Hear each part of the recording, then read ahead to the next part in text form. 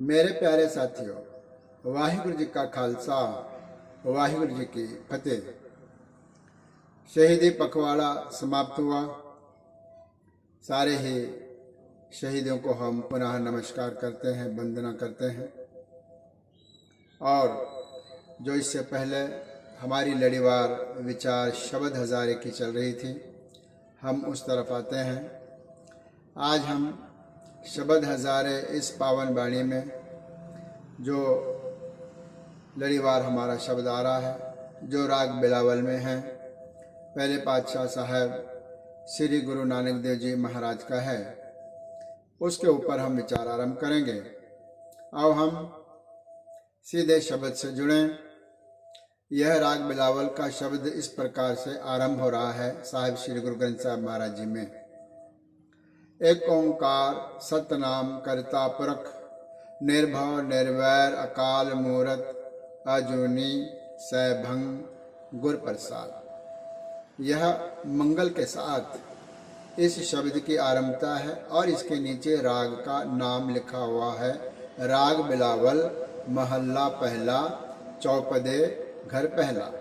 इसके हम बाद में विचार करेंगे। पहले ये जो मंगल आया है, इस मंगल को हम ठीक से समझें।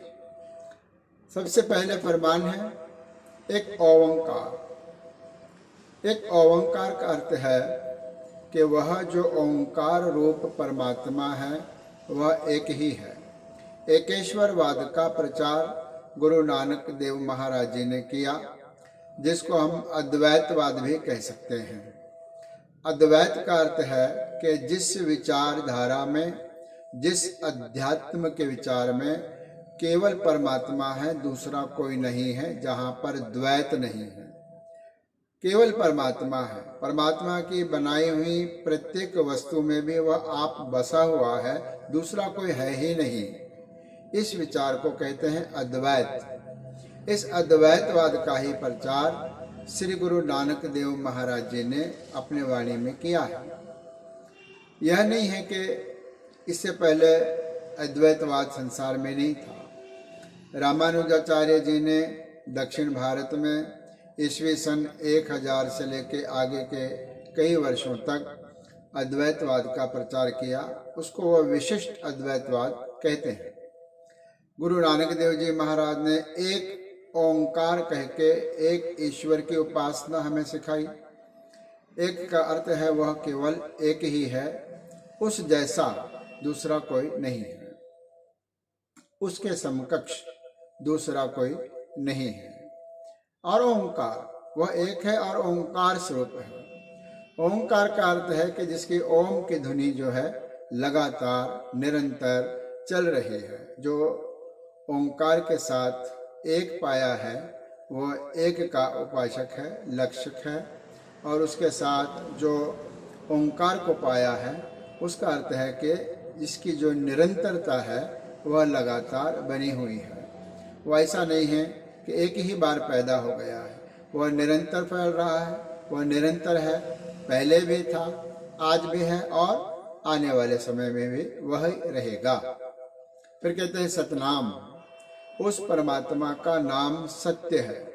सत्य का अर्थ है जो जो हमको नजर आ रहा है और प्लस जो हमें नजर नहीं आ रहा है, इन दोनों को मिलाकर के शब्द बना है सत्य। उस सत्य का पंजाबी भाषा में उच्चारण होता है सत।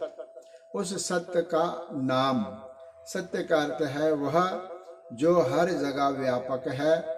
उस परमात्मा का जो नाम है, नाम का अर्थ स्वरूप है, उसका जो स्वरूप है वह सत्य है। कर्ता पुरख। कर्ता का अर्थ है जो निर्माण करने वाला है, जो करता है, जो क्रिएशन करने वाला है, जो क्रिएटर है, जो निर्माण कर रहा है, वह कर्ता। सबको बनाने वाला, सबको मिटाने वाला, सबका भरण पोषण करने वाला, वह है कर्ता, अकाल पुरख परमात्मा। फिर कहते हैं पुरख। पुरख का अर्थ है उसका जो स्वरूप है वह सच्चा है। पुरख का अर्थ है उसका जो एग्जिस्टेंस है, उसकी जो होंद है, उसका जो अस्तित्व है वह भी सच्चा है, पुरख रूप है। फिर कहते हैं निर्भव। निर्भव का अर्थ है वह भय से रहित है। भव का अर्थ है डर, किसी प्रकार का डर मन में होना। निर जब लग जाता है तो उसका विरोध अर्थ होता है वह भय से भी रहित है। उस परमात्मा को किसी का डर नहीं है। निर्वैर, निर्वैर का अर्थ है जो वैर से भी रहित है। जिस परमात्मा के अंदर किसी के भी प्रति किसी भी कारण से वैर नहीं है, वह वैर से रहित है, निर्वैर है। जिस परमात्मा में किसी प्रकार का द्वेष, ईर्ष्या, छल, कपट, यह जो दुर्गुण है उस अकाल पुरख में नहीं है। फिर कहते हैं अकाल मूरत। अकाल का अर्थ है कि जिसका कोई काल नहीं है। काल का अर्थ है मृत्यु। काल का अर्थ है किसी चीज का अंत हो जाना। अकाल पुरख कैसे हैं? वह अकाल है। अकाल का ऐड़ा लगने से अर्थ विपरीत होगा। जो काल से भी रहते हैं, जो मृत्यु से रहित है, समय का जिसके ऊपर कोई प्रभाव नहीं पड़ता, काल का जिसके ऊपर कोई प्रभाव नहीं पड़ता, ऐसा वह परमात्मा है। फिर कहते हैं मूरत। मूरत का अर्थ है वह प्रत्यक्ष रूप में होने वाला है, अस्तित्व वाला है। वह मूर्त स्वरूप है, व्यापक है, लेकिन ऐसा नहीं है कि उसकी होंद नहीं है। वह नजर नहीं आता है, हमारे पकड़ में नहीं आता है, लेकिन उसका अस्तित्व है। उसको कहते हैं मूर्त, वो मूर्त स्वरूप है। फिर अजूनी। अजूनी का अर्थ है वह किसी के भी प्रकार से योनियों में नहीं आता, वह किसी भी प्रकार से शरीरों में नहीं आता, इसलिए अयोनि। अयोनि का अर्थ है जो योनि में नहीं आता, जिसका जन्म नहीं होता, और जिसका जन्म नहीं होगा उसका फिर मरण भी नहीं होता, इसलिए वह योनियों से रहित है। परमात्मा कभी भी योनि में नहीं आता है। फिर कहते हैं सैभंग। सैभंग का अर्थ है वह स्वयंभू है। स्वयंभू का अर्थ है कि जिसको किसी और ने नहीं बनाया, स्वयं से ही, स्वयं के प्रताप से, स्वयं के ज्ञान से और स्वयं के ज्योति से उसका निर्माण हुआ है, इसलिए वह सैभंग है। स्वयं प्रकाश, वेदों ने भी जिसको स्वयं प्रकाश कहा है। परमात्मा स्वयं प्रकाशित है, किसी और का प्रकाश लेकर के वह प्रकाशित नहीं हुआ। जिस प्रकार से सूरज, चांद, तारों में जो प्रकाश है वह भी परमात्मा का दिया हुआ है। फिर कहते हैं गुर प्रसाद।